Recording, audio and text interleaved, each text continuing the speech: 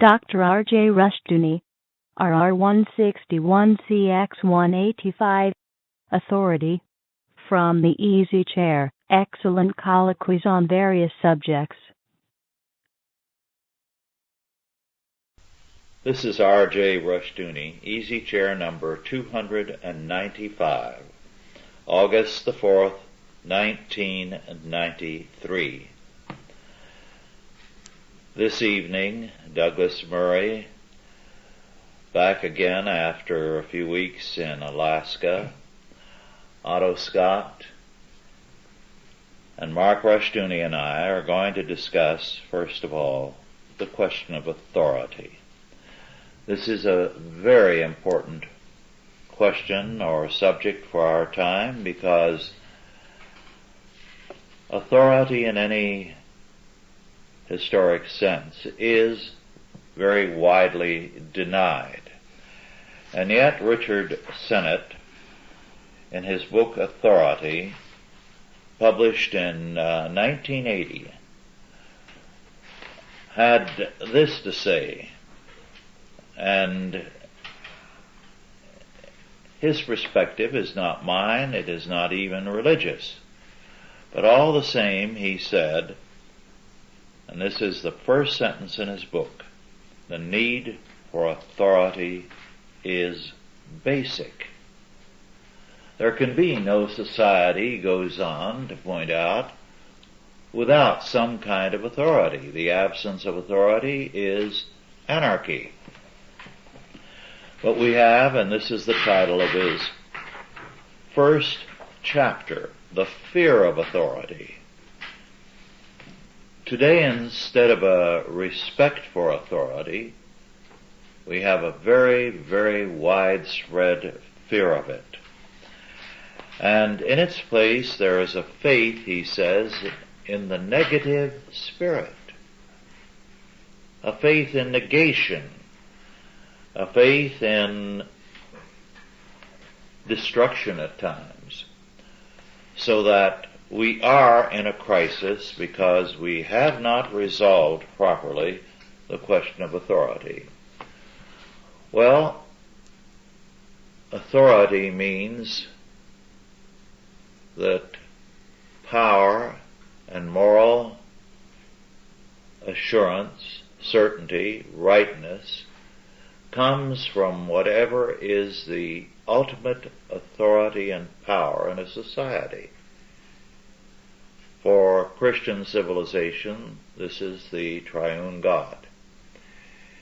In other cultures, it has been gods or spirits or men. Very often the political order. In our time, we have a crisis. There is a breakdown in any belief in God's authority in a vast segment of our society, so that authority now emanates from two sources. One is the power state. The other is the anarchic individual.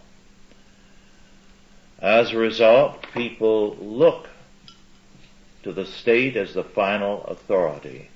And in fact, a very common argument, increasingly, is that something should be done to the people who are protesting against abortion.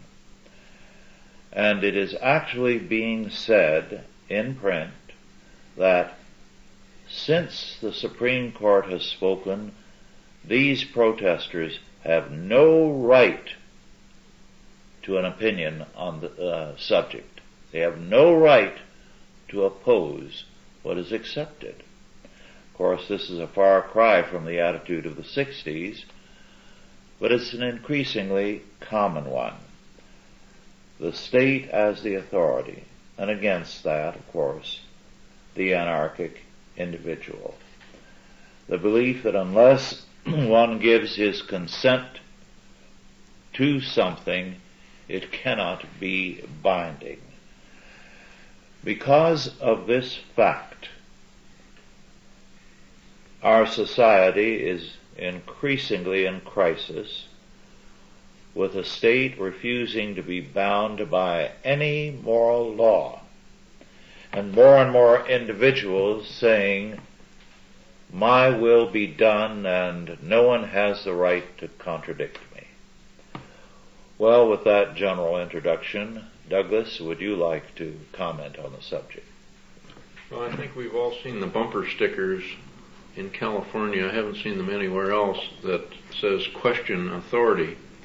And this seems to be a recurring theme bubbling up out of the mud in California, at least, for about the past 30 years, this anarchistic drive to eliminate all authority, that each person is their own God and their own authority. And this has led us down the garden path. You mentioned the decision regarding abortion, and I think it's difficult to sustain authority when you don't have some unanimity within a culture. And correct me if I'm wrong, but I think the Roe versus Wade decision was 5-4.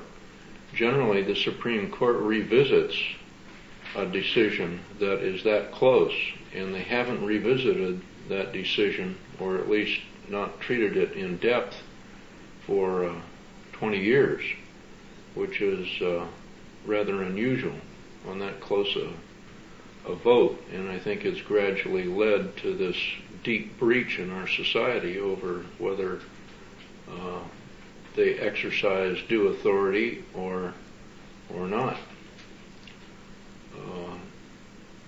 And it's led to a deep schism in our society over the fact that the court can make such a divisive decision that goes against everything that a large percentage of our society believes in, and try to sustain it over a long period of time without moderating it, to try to mollify some of the divisiveness that's been caused in society. So they have destroyed their own authority. The Supreme Court, most people that I talk to have virtually little or no respect for either the people on it or any of their decisions, and they've done it to themselves.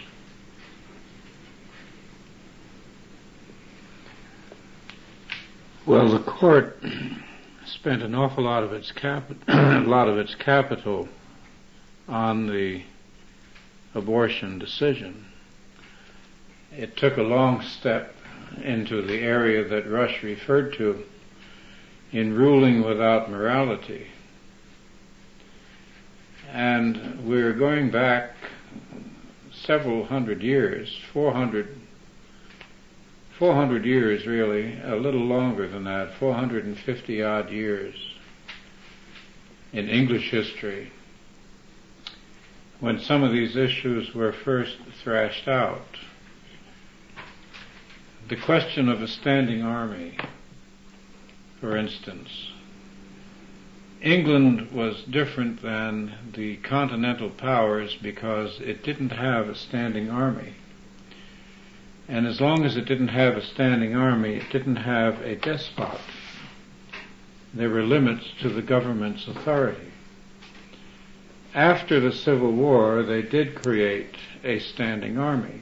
And the army then came up for special examination. Now, the difference between an army, a member of an army, let's say a soldier, the difference between a soldier and a citizen is that the soldier gives up his constitutional rights. If he is told to step forward and get killed, he has to do it. He has no right to disobey an order, even if the order means instant death. Now, we're back at the point where the argument is being raised that an ordinary citizen that a soldier has the rights of an ordinary citizen. That's the basic issue which being raised in the question of whether a homosexual can serve in the army or not. It has nothing to do with whether the homosexual may be brave or cowardly. It has everything to do with the fact that you have to obey all orders in the military. And if the orders are to forget sex, you have to forget it. If orders are told that whatever your constitutional rights are, they do not apply in the armed services. Now, this was well understood when the standing army was established. And yet, apparently, we have attorneys now, lawyers, and persons of high education who don't know this simple historical fact. So we not only have a lessening of authority, but we have a lessening of intellect, a lessening of education, a lessening of the understanding of what constitutes a civilized society. Now, a civilized society offers both freedom and protection, but it also offers responsibilities. And they're not on a sentimental basis, they're not on a whimsical basis, they're on the basis of the Christian civilization. A society that forgets that is no longer, in the proper sense of the word, civilized, and authority then descends to the level of governmental terror, as in the Waco instance. Well, a lot of what passes for authority is really not authority, it's just the threat of power, which is what I think you were Right. just saying. And government today has unquestioned power, but it doesn't have the respect that an authority carries. You know, you respect the authority of your father or your mother, and you respect authority because of its position, by its very nature. People today don't respect government, except for the fact that it has power. And so power is the only thing that a vestige of what the government has today, what the modern state has, by which it claims to control people, and it's able to control people. But it's lost the authority, and people today don't only regard government because it has power, and they're really separate. Well, that kind of manifests itself in the public's attitude, at least in this country, toward the death of police officers in the line of duty. In the 1970s, fairly recent, there were approximately 100 police officers killed in the line of duty nationally per year. Now it's well over 200 and climbing, but the attitude has changed. There used to be a sense of indignation because the average citizen realized that the death of that police officer by a criminal was an attack on the citizen, indirectly. It was the citizen who is where that authority came from, to put the badge on that man who was out there defending the public safety. But that attitude has changed over the past 20 years. Nowadays people say, to a large extent, there's a larger percentage of people out there that say good riddance. It's one less guy who's going to give me a ticket, or one less guy who's going to stand in my way of doing what I want. So the attitude has changed. There used to be a real sense of indignation when a police officer was killed in a community, and that's changed. Earlier, Douglas, you mentioned the bumper sticker, question authority. I found that in talking to people who maintain that stance, that they really mean question Christian authority, question family authority, question the authority of the university, so that what they are doing is to replace the historic areas of authority, the religious authorities, with their personal authority. Then they do everything to muddy the water on an issue by throwing in all kinds of statements that are half-truths. Very early in the abortion debate, I found that people were saying, well, 150, 200 years ago there were no abortion laws. And that's a recent attitude. But the fact is that while there were no statutes on the subject, the common law governed. And the common law regarded it as murder. So technically they're right. The statutes are maybe a century or so old, but before that, in terms of the common law, there was a very strict position. Mark, you said that power has replaced authority. And that historically is the end of a civilization. When power replaces authority, it means that there must be, as Otto indicated, large standing armies to enforce the will of the monarch or of the state. And people must be intimidated at every turn because they will not obey out of any respect for those who are in power. And so the replacement of authority with power is an indication of the beginning of the end. Cultures that have gone down that road resort then to all kinds of oppressive things. Torture is one. We've seen it in our day in Marxist countries. It was routine in antiquity, legal in Roman law. It was displaced only by Christianity, but the Renaissance reintroduced it. And this century has reintroduced it on the greatest scale in all of history. And that's because authority is gone and power has replaced it. The Soviet Union was a good example of that. The Soviet Union killed off the priests in great numbers and all authority figures. Well, the first generation had a capacity for work because of the work ethic of their Christian faith.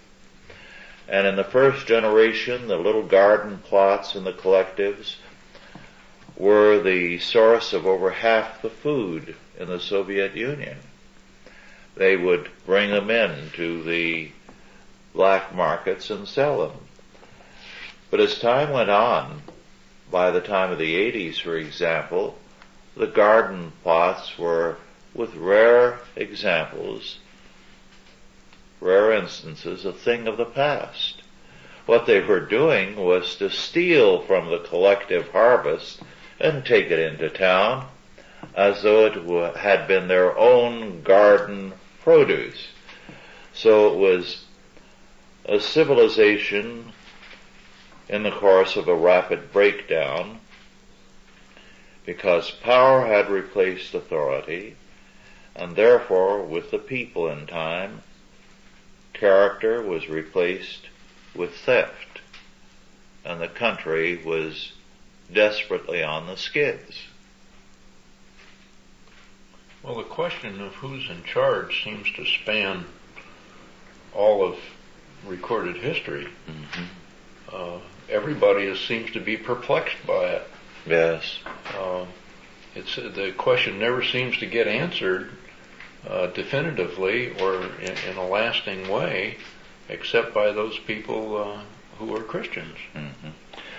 There is an interesting aspect of history that is forgotten, and it's been very much on my mind the past few months. I've gone back and reread Plutarch, whose perspective is not mine, on Sparta. when Lycurgus took over, he was determined to create a power state in order to make Sparta strong, the dominant force. So what he did was to destroy marriage and the family and money. Those three things. You could not have a home. Men and women slept in separate barracks and came together only to beget children. The rest of the time they were encouraged to every kind of immorality, and homosexuality, lesbianism were both encouraged. Then, too, the money was debased so that no one could resort, and money was controlled totally by the state, so that no one could rely on his family or his property or his money. He had to rely exclusively on the state. Now, that was a way of replacing traditional Spartan authority with the power of the state. And it led to the destruction of everything in the past, so that we know less about Sparta than most of the Greek cities. It is also a pattern that we are repeating today. We are working to destroy sexual morality in order to break down the family, in order to encourage homosexuality, male and female, and we have debased the currency so that we have paper money, not hard money, and we are going to, by taxation, take the income away from the people and their properties progressively, so that moral authority is being replaced by the naked power of the state. And there will be no change in this, not a drift, but a march into totalitarianism without a return to Christian faith and the reestablishment of Christian authority in every sphere.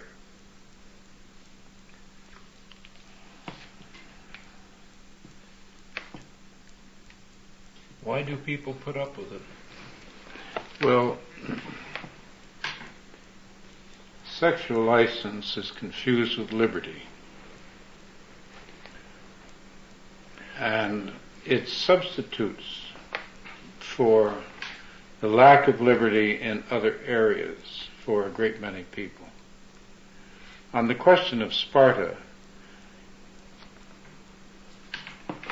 it seems to me that the Spartans fell apart when they came in contact with the luxury of Athens, because the austerity of their lives was pretty deadly.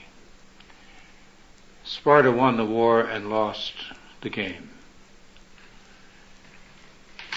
much as we have won the Cold War and lost the game. We've forgotten the lessons of history. We didn't have a depression after World War II because the war didn't stop. We went from a shooting war into a Cold War, and we've stayed in the Cold War for 50 years. We finally won the Cold War at the cost of our solvency. We won the Cold War the way England won World War II. It went bankrupt. And we've gone bankrupt winning the Cold War.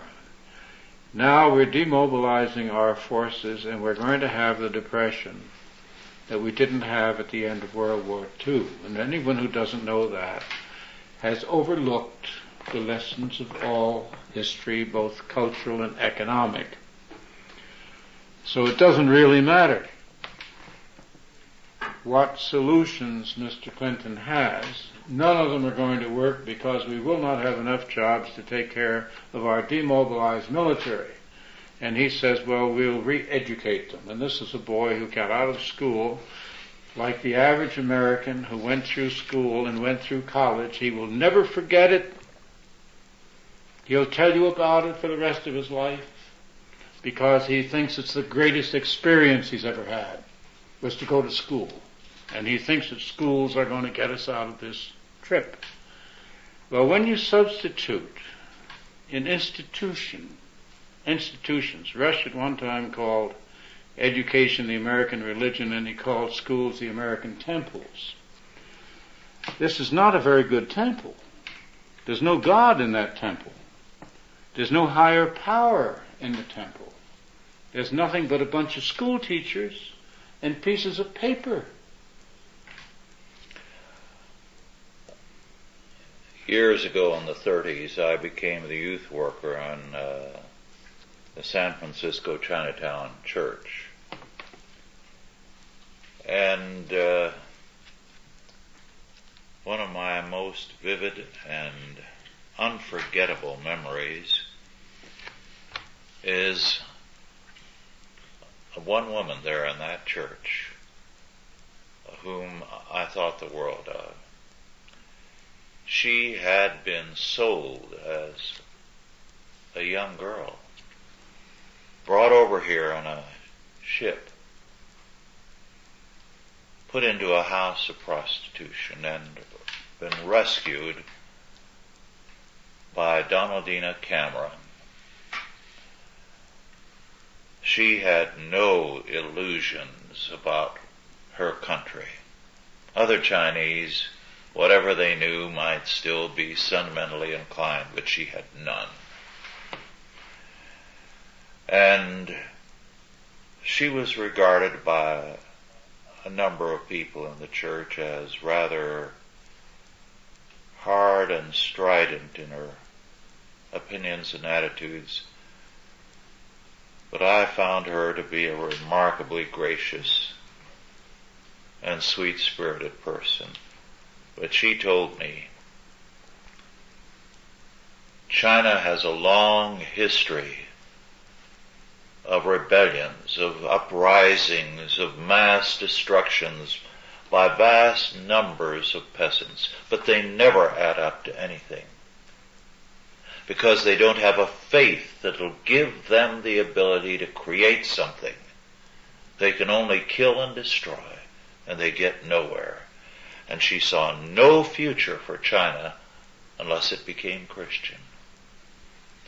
Now, that's our problem today. We have all kinds of people who have answers, so-called, to the problems. And I get letters from people who tell me that if the Americans would only realize that this or that law lies in the statute books, a federal law or a state law, and they would use it, they could beat this present establishment. Well, this establishment is one of evil men. We still have substantially the same constitution we did 100 years ago. We don't have the same people. And so, because God's authority is gone, there's no way by any kind of gimmick we can reestablish authority of any legitimate sort in this country. Well, the religious conversion is a highly individual experience. There are a great many people who would still be in the church if the church hadn't fallen apart before the congregation did. Mm-hmm. And most people, for that matter, are never converted. Mm-hmm. They don't know what the word means. They accept authority as an early age if they grow up in an authoritarian situation. And they go to church like my grandfather or my father. My father didn't bother. But my grandfather, McGivney, went to church religiously every Sunday because it was the proper thing to do. I don't think he had any deep faith. I don't think it ever entered his mind to question the church. He simply accepted it as a stable fact of life, and that was that. And that's, I think, the way most people take their religion. If they grow up in an area that's irreligious, then they are irreligious.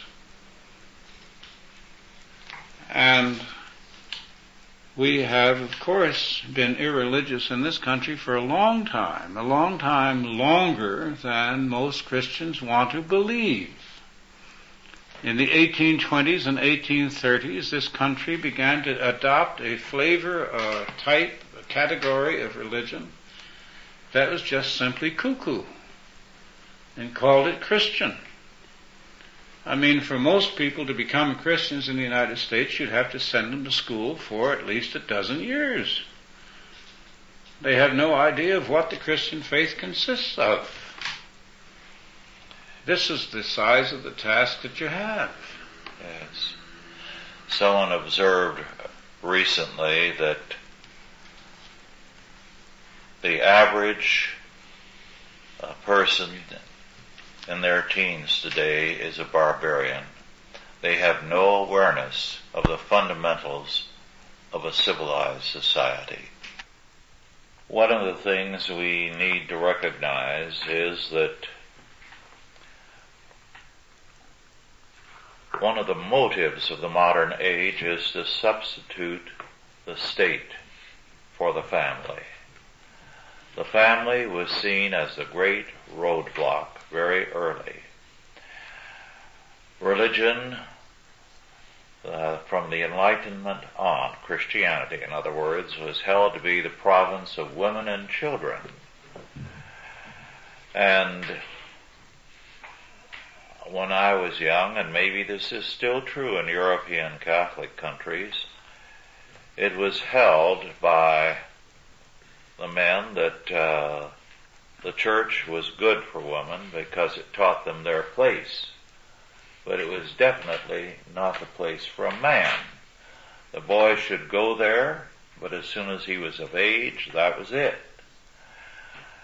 And among Protestants, was not quite the same attitude, but the idea was that a man went to church because it was a good institution, important to the community. Well, in Authority and Its Enemies, Thomas Molnar quoted from Conde Palin's book, Crucible Island, 1919, the catechism that he felt children should memorize as soon as they were capable of reading. And here is the heart of the catechism. By whom were you begotten? By the sovereign state. Why were you begotten? That I might know, love, and serve the sovereign state always. What is the sovereign state? The sovereign state is humanity in composite and perfect being.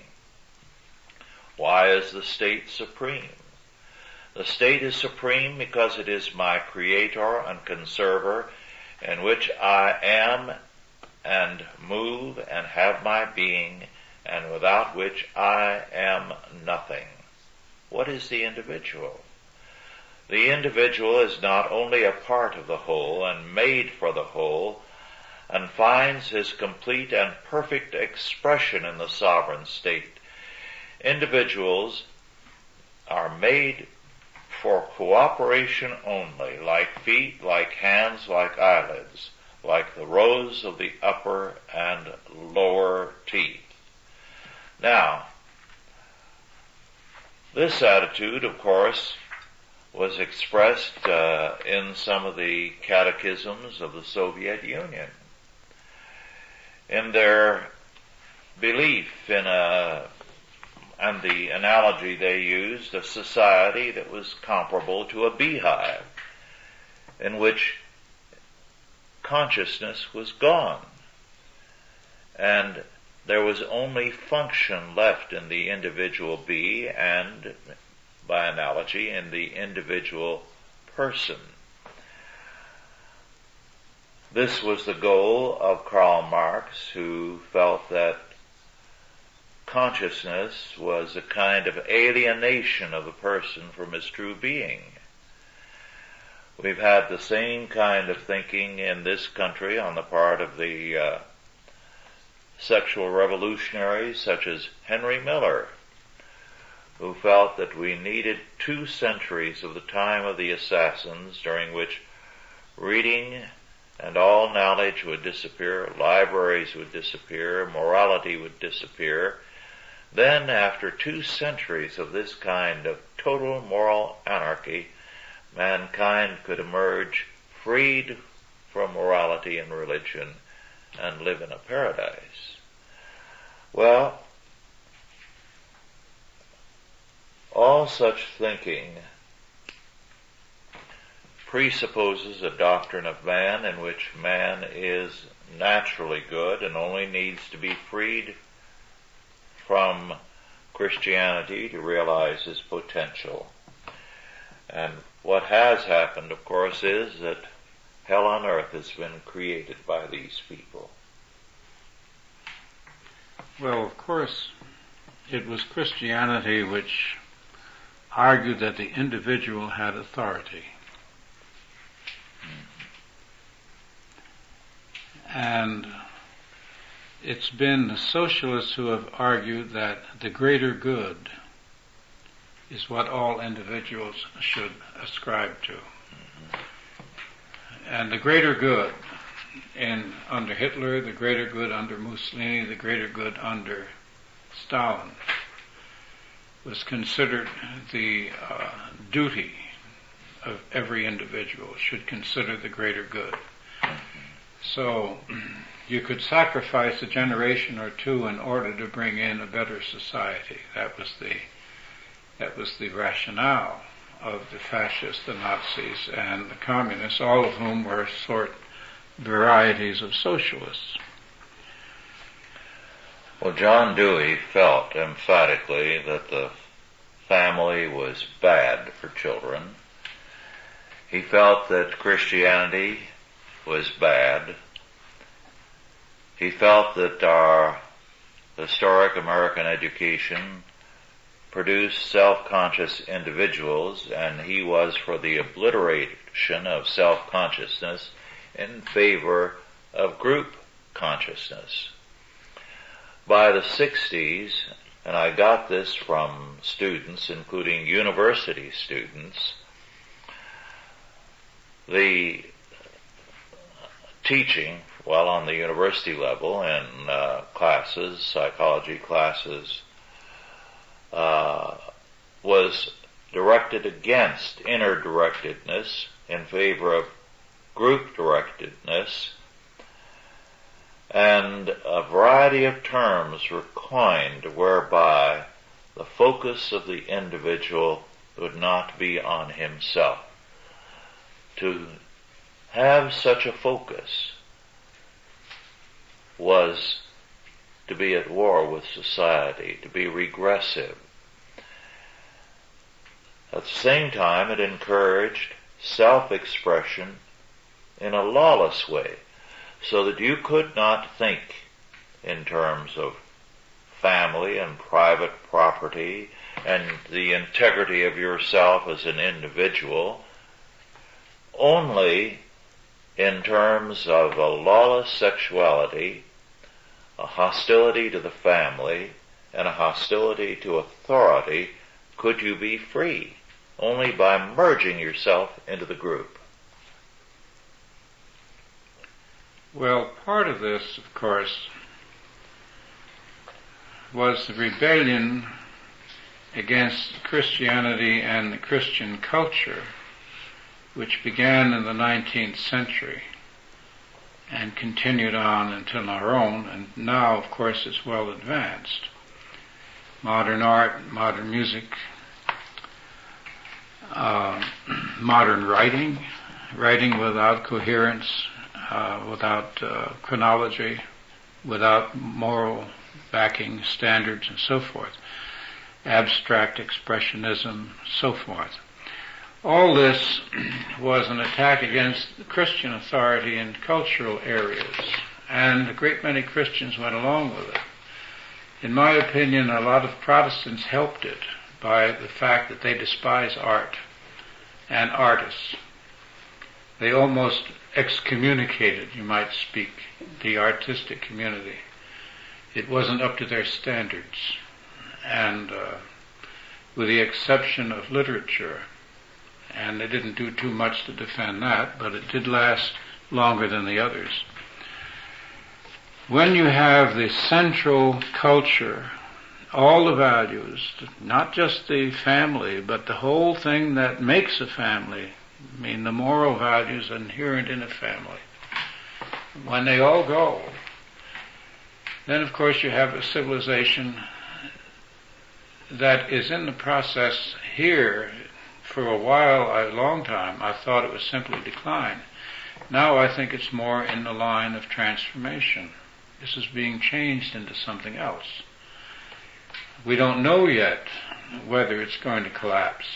It's too easy to say it'll collapse because even Rome didn't collapse immediately. In fact, in some ways, Rome never collapsed. It's still with us. We have high tech, which is getting higher and higher and more complicated all the time. We have engineering on a level that the world has never dreamed was capable, could be done. And we're exploring space, and we're going to continue to, I'm sure. So what we have here is, you might say, I once called the Greeks elegant barbarians. We are barbaric, we're becoming barbaric in cultural terms, and certainly in traditional terms. But there are new things coming up. There's now an effort being made to a simple father and a simple mother is not enough. It's a biological father, it's a biological mother, as separate from a legal father and a legal mother. Siblings, which is a term that only scientists once used regarding animals, is now a common sociological term used by the social sciences. The social sciences, which have done so much to bring this debacle to us, are now so entrenched that it's going to take almost a revolution to get rid of them. Mm-hmm. One of the key figures in the destruction of authority was Charles Darwin. When you look at the evil men of our time, Marx, Freud, Stalin, Hitler, Mussolini, and some in this country on high places and in England, you find that they were Darwinian to the core. And Darwin himself said about his own theory that he didn't know whether he could trust the opinions of a higher ape like himself. Well, such an opinion is radically erosive of all authority. And as Dr. Chilton, an American educator, said about 10-15 years ago, one of the deadly books in this country was The Naked Ape by, was it Desmond Taylor? Desmond. Because it was used for several years in high schools across the country, and he said that it was very effective with students in convincing them that they were a clothed ape, but that's all. That no moral premises, no right nor wrong, nothing had any validity except the appetites of an ape. So he said we should not wonder at what we see all around us.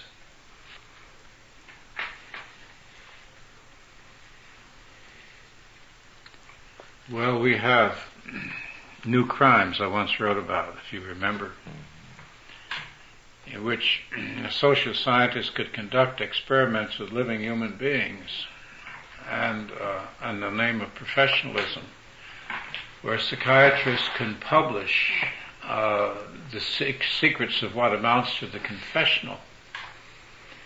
revealing the secrets of their patients. And then, of course, they make up things and pass them off, as Freud did, as valid. And anyone who believes Freud believes in Santa Claus, in my opinion. And so the question of authority takes on a sort of a complex nature here. What are we supposed to do when confronted with fraudulent authority or false authority? Very good question. It has been in more than one study shown that a high percentage of all the scientific experiments reported in the scientific periodicals is fraudulent. Nothing is done about it. After all, if there is no authority, whatever you can get away with is good, especially if it promotes you. If you win. If you win, yes. That's the only test. Well, it's done to raise government grant money. Yes. All of these things that, global warming and ozone holes and all this has turned out to be baloney after, 10-year studies. And it's obvious it was constructed to simply get grant money to continue research and continue people's paychecks. Yes, the book Apocalypse Not by two Cato scholars goes into the whole series of environmental scares that we have had for the past 30 years or more, and reports that they were all fraudulent. One of the latest ones is, cellular telephones have a little antenna on them, and you have to put them up beside your head to use them. They're just like a telephone handset, only they're completely self-contained. They put out a very minute amount of energy, but they now have studies going forth that are costing millions to determine what the long-term effects are going to be on people. Well, I've known fellows all my life in the electronics industry. Many of them are in their 80s and some are in their 90s, and they're all chuckling and laughing over the stupidity because they've all worked around power levels that were thousands of times greater than what the cellular telephones generate, with no apparent ill effect. Yes. How can you figure out in the short run what a long run effect is going to be? The authors of Apocalypse Not quote a prominent scientist as saying that the whole point of the game is to scare people. And what happens when you scare people?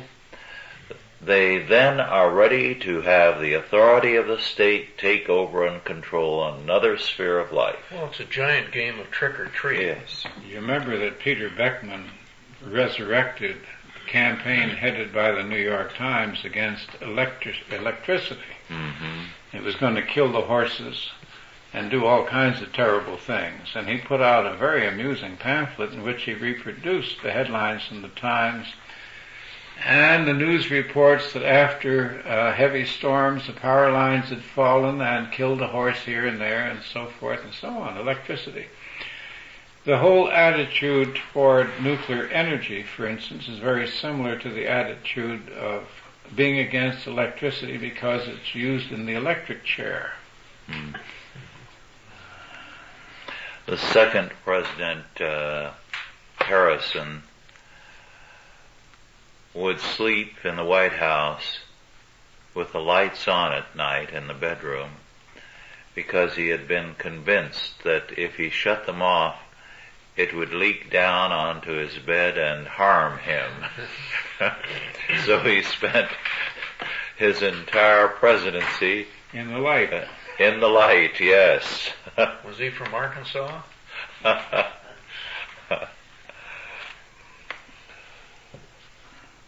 Well, we are surrounded by fake authorities. Now, we have here a paradox. We talk a great game of rebellion in this country, but this is actually a very docile population. it will accept authority from almost anybody. And Solzhenitsyn spoke about this. He spoke about the famed independence of the Western journalists, who were very brave until a local policeman in the Soviet Empire would say, "Shut up and move along." And they would shut up and move along. And we hear a lot of authority against tradition, a lot of rebellion against tradition, but not against actual authority, excepting in the what they now call not the lumpen proletariat, but the underclass, which is an even worse term.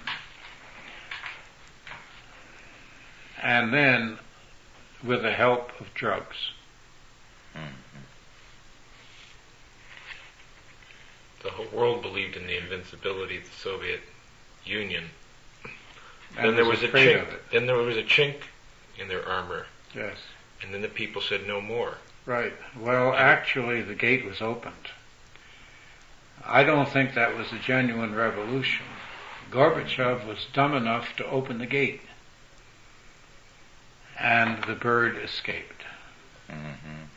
These crowds that appeared in Hungary and Poland and East Germany and everything else only appeared after the Soviet Union decided that it wouldn't try to hold them down any longer. Couldn't afford to continue its vast expenditures. It ran out of money. Mm-hmm. And then it decided that... Which is a form of weakness. Yes. So. And then it decided that it couldn't really command the military forces it had created in a nuclear war against the West. Because the West, despite our press, which pretended that we were weak and that they were strong, we still had a military power which they didn't really believe they could overcome.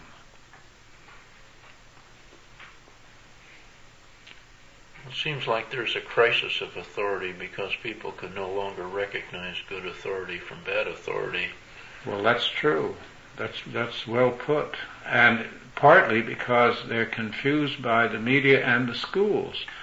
The schools indoctrinate the children. They get the children to write letters to business companies and to the government and to governmental officials on political issues,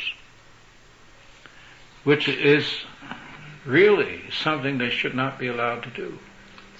Form of an emotional abuse, which Yes. they profess to be against. It's Well, they manipulating children for their own Send purposes. environmental letters to refineries saying, "Why are you poisoning the atmosphere?" while the teacher drives them to and from school in a big smoky bus. Well, someone who called me today said, we're seeing how far the language has been debased by the media and the schools, and that Justice Ginsburg is called a centrist and a moderate, when her opinions are definitely very much to the left. She was a former ACLU attorney. Yes. She campaigned in favor of the ERA Mm-hmm. amendment, and in no way is she anything excepting a member of now, but they were afraid to even criticize her. Only 3 senators voted against her. It'll go down on their record for the next 50 years. Chisel it in their gravestones. Really will. He voted against her or she, I've forgotten. Grammatically Against speaking. her. Are you sure? I just said that for fun. Huh? Only her hairdresser knows. Well, I think we can see clearly the very, very critical seriousness of the problem. No society can exist without authority. It simply collapses into raw, naked power. totalitarian power. And we are in the process of moving into a totalitarian regime here in the United States. We are, I think, further advanced than most people realize. The only turnaround from anything like that comes from restoration of the faith. When we look back at the Renaissance and realize the tyranny that was all over Europe in that time, the very arbitrary power that monarchs had, so that no one, not even a queen, as in Henry VIII's case, was spared if they just displeased the monarch. And yet, all of that was overthrown by the Reformation in due time. In one generation. Yes. Because now there was another authority. And, of course, every kind of cynical appraisal is made of the Reformation. We are told that Luther did not say, "Here I stand, I can do no other, so help me God." But that was apparently his position, and there are some who believe that it was his statement. But in any case, he stood, one man, against the entire Holy Roman Empire. And look at what happened. So that what he represented was a restoration of authority. And Calvin pushed the same thing further. Had they not done so, not only would we not have the Reformation, we would not have a Catholic Church. Because the Catholic Church was in process of degeneration because it was controlled by the monarchs and the Holy Roman Emperor. And Maximilian planned to be the next pope. He seriously considered it. Don't forget that both Luther and Calvin redefined the faith. Yes. And going back to what I said earlier about the fact that Cuckoo Land became Christianity here, the faith here has to be redefined. Yes. It is no longer the faith of the Reformation. It is comparable to the late medieval mysticism, which was only concerned with the individual. Am I going to be saved? Not what happens to the world. Let the world go to hell. And so you had a vast lay movement which was going to turn all men and women into kind of lay monks and lay nuns. And this is what the Reformation challenged, especially Calvin. And very few people have called attention to the fact that he challenged that purely personal, selfish orientation of the faith. And it began with a mighty personal faith on his part, which then went out to the whole world. So, when we see that, it won't take many years to turn things around. So, we have that to look forward to because I believe God is at work again.